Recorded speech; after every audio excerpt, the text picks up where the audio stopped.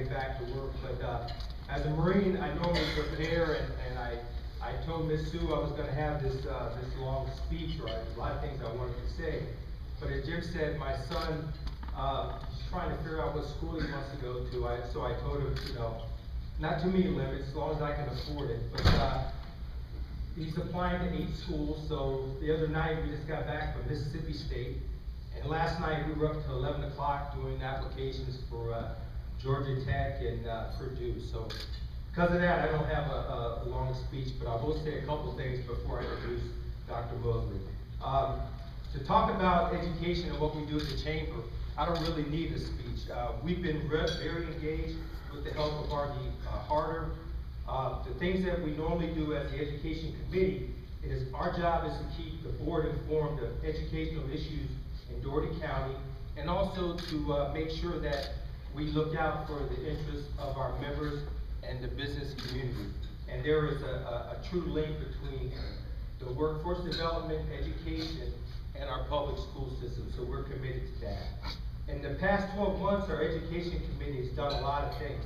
Besides attend school board meetings, we participate in Partners in Excellence. We also support the Star Student.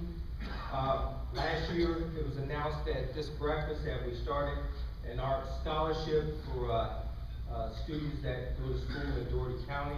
So we're very proud of those accomplishments. But the thing that we take the most pride in is that we get a chance to go out and visit the schools. In the past 12 months, we've gone to 6 schools in the Dougherty County school system. And this year, so far, we visited 2. First, we went to MLK Elementary. We visited the King. All right, we had a great time there, and the staff there is doing an outstanding job. And then also, just recently, about 3-4 weeks ago, we visited Albany Middle School, better known, they're over here, right, as the Middle. We really learned a lot, and the reason why we do that is because, as you all know, and you partners, you're in the schools, but we found that to really know what's going on with the school system, you've got to go inside. You can read about it, and our partners in the media do a great job, but you don't really know what's going on until you get inside. And I want to thank Dr. Mosely for the staff letting us go into the schools and see what's going on. So out of all the things that we do in the Education Committee in our division, that's probably the thing that we're most proud of. So we still have about 3 more schools to visit, so we haven't picked yet, so we'll come see you. Right now, at this point, I'd like to introduce Dr. Mosely. I do have his bio, but if anybody doesn't know him, shame on you. Come see me afterwards. But we have been, personally speaking, I think we've been very blessed to have him come aboard. As you all know, he did come aboard initially as our interim superintendent of schools, and just recently, past spring, the Board of Education saw fit to keep him on for a few years, and we're going to keep you, sir. We really are happy. I'm personally proud of the things that he's done, the innovations, the integrity that he's brought back to the system. There's a laundry list of improvements that he's done. They've looked into the areas of matching up the right educators to the right schools, raising the standards for all of our children, giving them an opportunity to succeed, and he's also taking a look at the finances and looking at all the other areas of academic improvement. He's had a long career. He's been, I want to say, it's at almost 40 years now? Almost 50. Almost 50. So we're going to use you for at least 3 more, sir. So at this time, I'd like to cede my time and bring up Dr. Butch Mosely.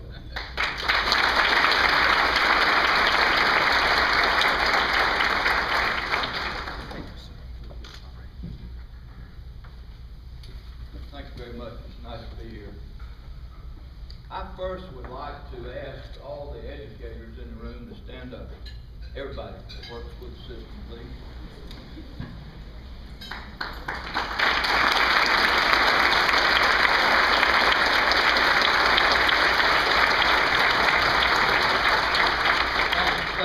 Stay standing.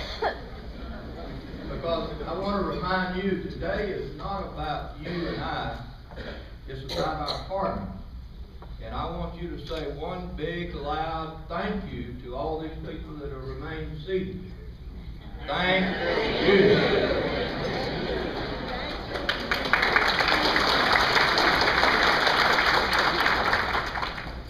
I want to begin by telling you a real life story about a partner. Just yesterday, we were in a meeting and we were made aware of one of our indigent parents who had a son that had a serious accident, had a severe damage to his pancreas, and needed some medication. Went to one of the local chain pharmacies that I will remain nameless, and they asked her for $1,200 to fill that prescription, which obviously she didn't have in anywhere close. So one of my staff members and some of us began to scribble out some checks to help, and all of a sudden, "You Save It" popped into my mind, and I said, "RD, call You Save It, see if they'll cut us a deal on this prescription." He did. The parent has the medication, and I think she also has our donations that we scratched out for that prescription in her pocket.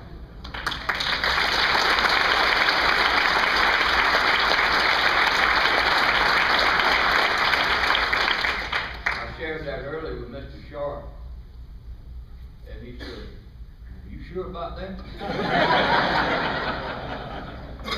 No, we do appreciate our partners, and I'm sure that you would provide some toilet paper and paper towels. So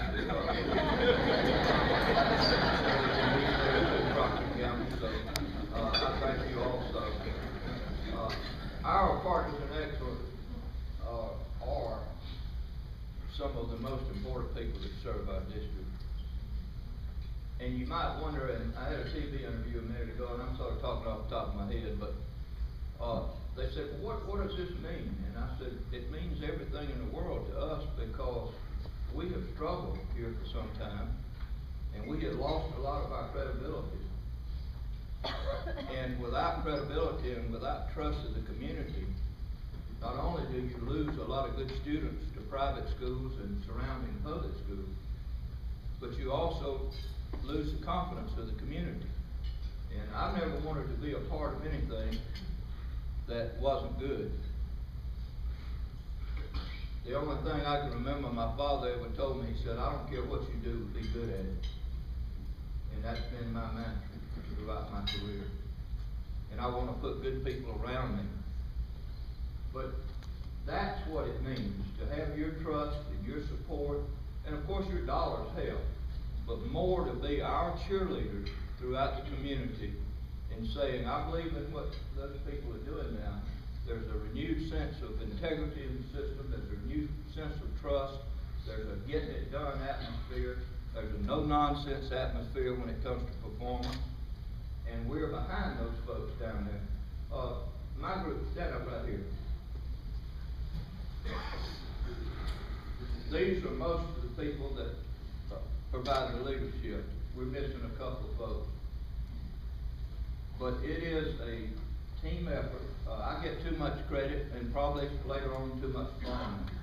But all of these ladies and gentlemen here are people that are almost experts in their chosen field, because we go from finance to food service to transportation to technology, of which I am not an expert in any of those. So these are the folks that really make it happen, along with our principals that are sitting throughout the audience.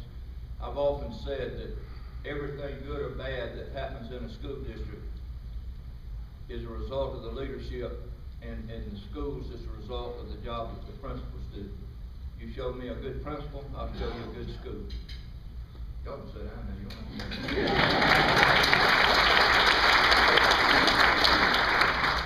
RD will tell you about 12 new partners that have come on board this year in a few minutes.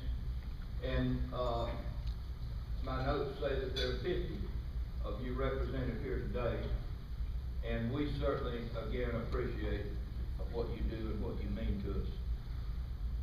I want to brief you just a minute on a couple of things that we're doing that we think are special. Number one, our finances are in order. We have money in the bank. We're not wasting your money. We're trying to spend it wisely. We have earned the trust of the State Department again, and they basically turned us loose with a blank check now.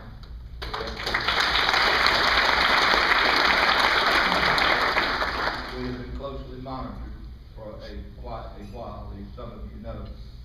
One of the newest innovative things that we're bringing to the district, and this is one that could be a death blow, or if it's successful as we anticipate, it can be a godsend, because it was a $12 million expenditure. That's the most money in my career that I've ever asked the Board of Education to spend at one time, other than facilities. And that is our one-on-one technology. At the end of this year, half of our students in the system will have an iPad and access to technology.